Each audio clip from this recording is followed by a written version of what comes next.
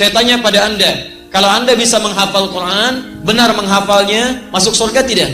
Kalau Anda tidak tahu masuk atau tidak, bagaimana kita bisa punya motivasi untuk menghafal? Perhatikan, saya katakan kepada Anda, Allah berjanji dalam Al-Quran. Allah berjanji bahwa orang yang benar menghafal Qurannya, benar menghafal, nanti benar itu bisa mengamalkan isinya, benar menghafalnya, maka bukan hanya masuk surga, Allah akan hiasi dia ketika masuk surga dengan perhiasan yang membedakan dengan yang bukan menghafal Quran. Demi Allah saya katakan, berusahalah menghafal Quran, karena Anda akan mendapatkan hal yang berbeda saat Anda masuk surga insya Allah. Janjinya ada di Quran surah ke-35 Fatir ayat ke-33, paling kiri sebelah atas.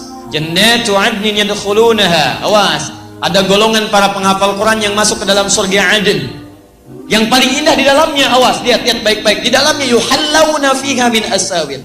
Mereka akan dihiasi dengan perhiasan-perhiasan yang sangat indah di dalamnya. Nanti tafsirnya ada di At-Tirmidzi nomor hadis 2915. Ketika seorang penghafal akan diminta naik ke surga, Masya Allah, maka nanti ada firman yang mengatakan, Waqra waqar. Saat Anda naik ke surga, bacakan bacaan Quranmu yang biasa engkau bacakan saat di dunia.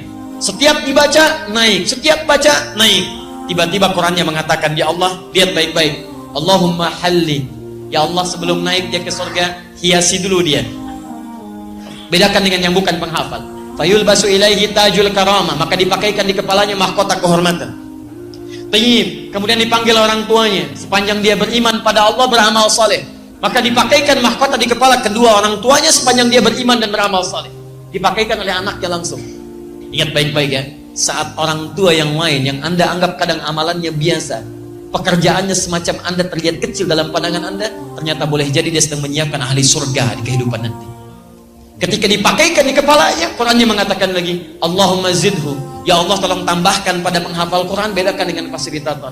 Fayulbasu ilaihi libasal karamah. Maka dipakaikan padanya jubah kehormatan. Maka naiklah dia ke dalam surga. Perhatikan, ketika dia naik ke dalam surga itu disebutkan jannatu adnin. Ketika dia naik ke surganya, maka diteruskan. Buka Quran surah ke-13 ayat 23 sampai 24. Dari mana Ustadz taunya bisa membawa kedua orang tuanya? Bukan hanya orang tua, pasangannya dibawa. Jadi kalau suami penghafal Quran, istrinya beramal soleh, istrinya diajak oleh suaminya. Kemudian anak cucunya beramal soleh, diajak juga semuanya. Lihat kalimatnya, Quran surah 13 ayat 23. Kalimatnya sama awalnya. Jannatu adnin yadkhulunaha wa man salaha min abaihim wa azwajihim wa dzurriyyatihim. Ada ayat itu? Masya Allah. Jadi kesimpulannya, penghafal Quran masuk surga tidak? Sepanjang dia mendekat pada Allah Subhanahu wa ta'ala, mengamalkan isi Qurannya, menghafal dengan benar. Bukan hanya masuk, dia dapat perhiasan dan dikunjungi oleh malaikat di setiap pintu surga. Sampaikan ayat ke-24-nya.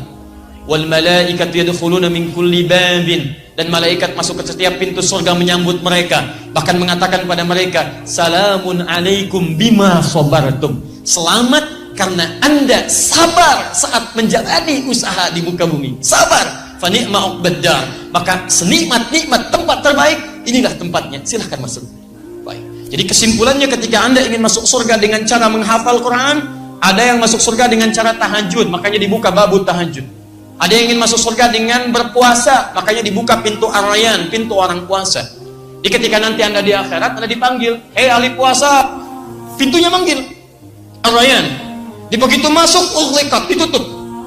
Ughliqa itu bukan ghallaka, jadi ada aghlaqa, ada ghallaka, beda. Kalau ghallaka, nutupnya pelan-pelan, sehingga masih bisa ngintip. Perhatikan baik-baik. Ughliqat, ditutup. Kalau aghlaqa pakai hamzah itu seketika, tutup. Begitu ahli puasa masuk ke pintu surga, masuk semuanya, tutup seketika, tutupnya kencang, set. Jadi tidak ada kesempatan orang lain untuk mengintip. Ada apa sih? Babu tahajud, ahli tahajud masuk, ahli tahajud. Ahli Quran punya pintu sendiri. Ayo siapkan, Anda harus punya cita-cita. Saya mau masuk surga dari pintu ini, dawamkan amalannya di dunia. Anda harus punya cita-cita, teman-teman. Yang paling hebat adalah orang yang diperebutkan oleh semua pintu itu.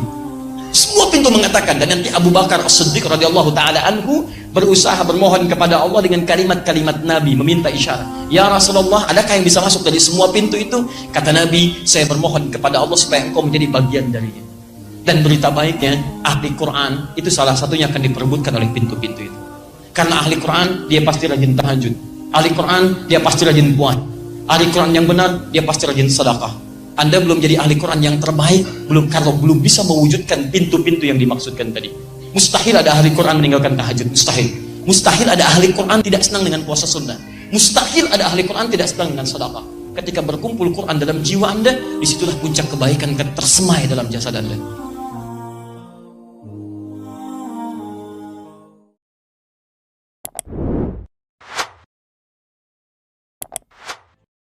Thank you.